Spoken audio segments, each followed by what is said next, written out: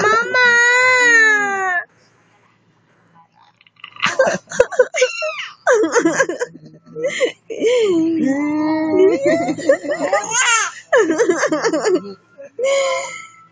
Hindi mo naman ako pinapakain. Alam yung kiliti ng daddy. Bakit na? Alam ng daddy ang kiliti mo, ha? Nakakatuwa ka. Si ate. Ay, alam din ni ate, ah. Kasama sa paa na. Ay, feeling ko sa may tenga siya may kiliti, eh. I am super sorry. Ay, kiliti na. Cute. Ay, nagagalit, be? Oh. Ay, anak yung mata.